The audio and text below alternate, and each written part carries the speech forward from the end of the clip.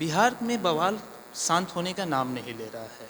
एक तरफ शिक्षा मंत्री का जो बयान आया है उसको लेके भाजपा खेमे में काफ़ी आक्रोश है। भाजपा के नेता अभी भी जो हमारे शिक्षा मंत्री हैं उनका इस्तीफ़ा मांग रहे हैं, साथ ही साथ उन पे देशद्रोह का आरोप भी चलाने की बात कर रहे हैं।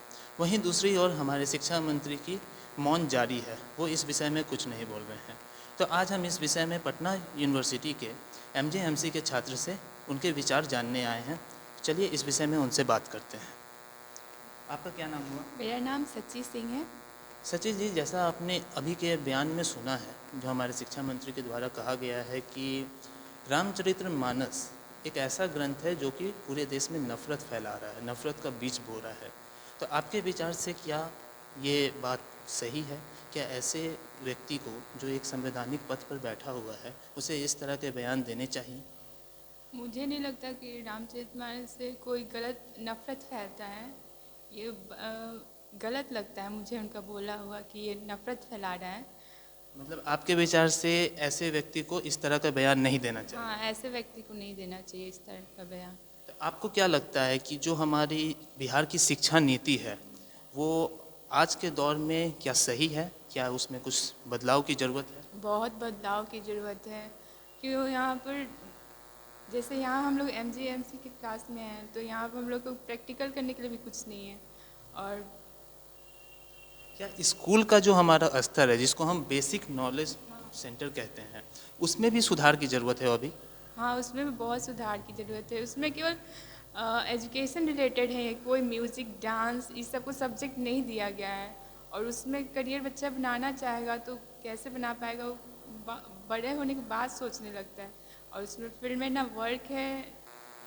आपका क्या नाम हुआ? मेरा नाम विनय कुमार हुआ। विनय जी, आप बताइए कि ये जो हमारे शिक्षा मंत्री द्वारा जो बयान आया है कि रामचरितमानस एक ऐसा ग्रंथ है जो पूरे देश में नफ़रत फैला रहा है, इस बात से आप कहाँ तक मानते हैं कि ये क्या सच है? क्या ऐसे व्यक्ति को जो एक संवैधानिक पद पर बैठा हुआ है इस तरह के बयान देने चाहिए? मेरे ख्याल से तो जो इस पद पे बैठा हुआ है व्यक्ति, उसको ये इस टाइप का बयान देना नहीं चाहिए बिल्कुल भी। जैसे कि समाज को ज़्यादा इन्फ्लुएंस हो इसके कारण। रामचरित्र किसी को कास्टिज़्म पे, किसी आदमी को इस मुद्दे पे बात नहीं करना चाहिए। एटलीस्ट एक पॉलिटिशियन को तो कास्टिज़्म पे बात नहीं करना चाहिए। आपके विचार से क्या लगता है कि रामचरितमानस एक ऐसा ग्रंथ है जो कि नफ़रत फैला सकता है?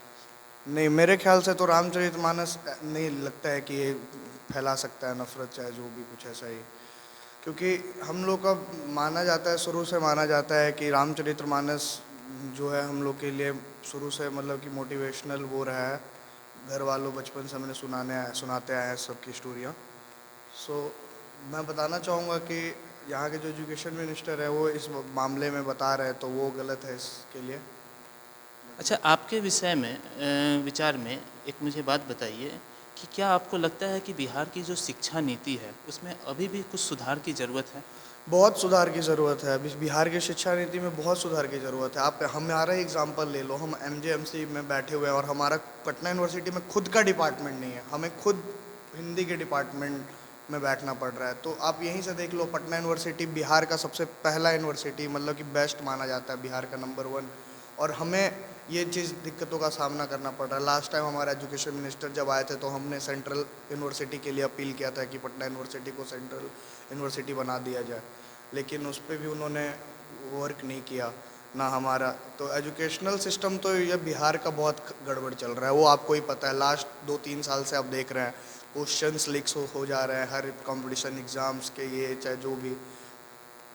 तो आपको लगता है कि अभी भी बिहार की जो शिक्षा नीति है उसमें बहुत कमियां हैं, उसमें सुधार की उसमें ज़रूरत सुधार की है? बहुत बहुत ज़रूरत है। जैसा कि आपने सुना कि यहाँ के भी विद्यार्थी का यही कहना है कि हमारी जो शिक्षा नीति है उसमें अभी भी बहुत सुधार की ज़रूरत है, ना कि अभी का जो हमारा सिनेरियो है एजुकेशन को लेके, कॉलेजेस में हो गए, स्कूल में हो गए, उस पर थोड़ा ध्यान देना चाहिए, ना कि ऐसे बयानों पर कि जिससे हमारे देश में एक अलग भावना जगे और किसी को आघात हो। तो आज के लिए इतना ही। कैमरामैन विनय के साथ पराग परासर की पटना से रिपोर्ट।